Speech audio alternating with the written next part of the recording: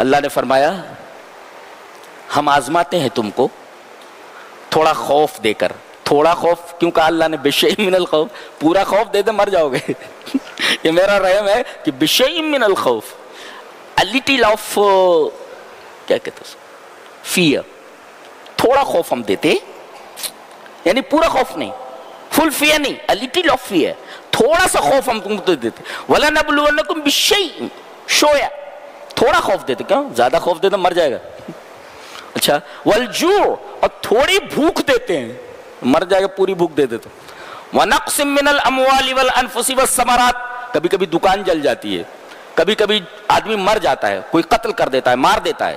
والثمرات, کبھی کبھی ایسا ہوتا ہے کہ دکان جل گئی, کبھی ہوتا ہے کہ باغ وغیرہ تھا, ثمرات پھل وغیرہ جل گئے. ہم آزماتے, یہ آزمائش. اچھا آزمائش اس طریقے کا جو معاملہ ہوتا ہے, اس طریقے کا جو معاملہ ہوتا ہے, ایک ہوتی آزمائش جیسے دشمنوں کا خوف ہے, دشمنوں کا خوف ہے. اسی طریقے سے دکان وغیرہ جل گئی, ساری چیزیں ہو گئی. اس کی دو وجہیں ہوتی, ایک آزمائش اور ایک سزا. آزمائش اس لیے تاکہ بندے کے گناہوں کا کفارہ ہو جائے. لہذا اگر آدمی کی دکان جل جائے یا کوئی تکلیف اسے پہنچ جائے, کسی خوف میں مبتلا ہو جائے, تو خوش ہونا چاہیے. کیا؟ کہ میرے گناہوں کا کفارہ ہے. اور اگر بہت بڑا بدماش ہے تو اسے سزا دی جا رہی ہے تاکہ اپنے گناہ سے باز آ جائے. گویا یہ جو آزماتا ہے اللہ تبارک و تعالیٰ ان تمام چیزوں کے ساتھ, تو دو وجہ ہوتی ہے اس کی. ایک تو آزمائش کہ تاکہ بندے کے گناہ کا کفارہ ہو جائے, اور ایک سزا کہ بندہ جو برے عمل کر رہا ہے اس راستے سے لوٹ آئے. سمجھ گئے جی؟ اور جب مصیبت آئے تو کیا کہنا چاہیے؟ اللہ نے فرمایا الذین اذا اصابتهم مصیبت قالوا انا للہ و انا الیہ راجعون.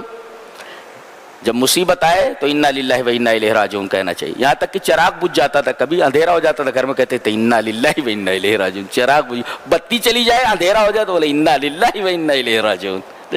یہ بھی ایک مصیبت ہے نا, بتی کا چلے جانا.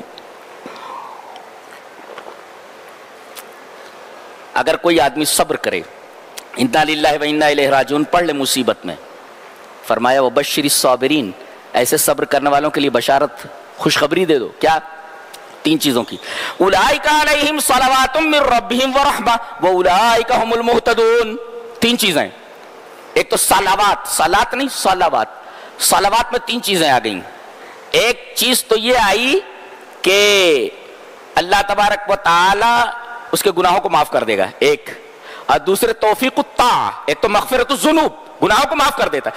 آدمی کے اوپر مصیبت آئی, انا للہ و انا الیہ راجعون کہا, صبر کا جملہ ہے, صبر کیا, تو تین چیزیں. صلوات, صلوات میں بھی تین چیزیں. ایک تو توفیق الطاعہ, اگر صبر کرتا تو اللہ اسے اطاعت کی توفیق دے گا, ہے اطاعت کی توفیق.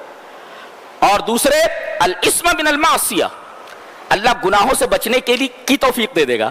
اور تیسرے مغفرت الذنوب, گناہوں کا کفارہ, گناہوں کی بخشش. یہ صلوات کا مطلب. اور رحمت کشف الکربہ, یعنی جو تکلیف تیرے اوپر تھی اس کو ہٹا دیتے ہیں, یہ رحمت ہے اللہ کی. واولئک هم المہتدون, ہدایت یاب, جنت. گویا کہ یہ تین چیزیں ہیں, اولئک علیہم صلوات من ربہم ورحمہ واولئک هم المہتدون. اولئک هم جنت, اور رحمت کشف الکربہ, جو مصیبت تیرے اوپر ہے اس کو ہم ہٹا دیتے ہیں. اللہ. اور صلوات توفیق دیتے ہیں, طاعت کی, گناہوں کی مغفرت کر دیتے ہیں, اور معصیت سے, گناہ سے بچنے کی توفیق دے دیتے.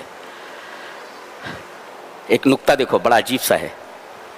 صبر کا تذکرہ ہوا, صبر کرنے والوں کو. اس کے بعد صفا اور مروہ کا تذکرہ ہے, جہاں آدمی حج کرتا ہے یا عمرہ کرتا ہے.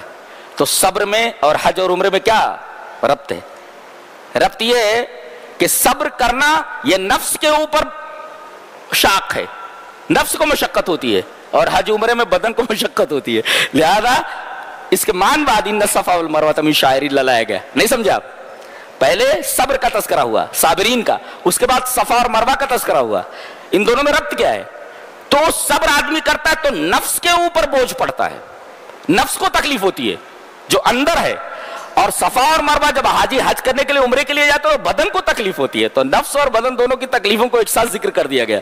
اور یہ بھی کہ صبر اگر دیکھنا ہے تو میری ایک بندی تھی، اس نے صبر کیسے کیا تھا، صفا اور مروہ پر دوڑی تھی. میری ایک بندی تھی ہاجرہ، صبر دیکھو. اگر پریکٹیکل دیکھنا چاہے تو صبر کسے کہتے ہیں؟ صبر یہ ہے جو میری ایک بندی نے کیا تھا. اس وجہ سے صفا اور مروہ کا تذکرہ ہے تاکہ صبر کرنے والوں کے دل کو قرار آ جائے کہ بھئی ہماری جو مصیبت چھوٹی ہے، وہ عورت ہو کر کے دیکھو صفا اور مروہ اپنے بچے کو بچانے کے لیے دوڑ رہی ہے کہ پانی مل جائے اس کو. ان الصفا والمروہ من شعائر اللہ.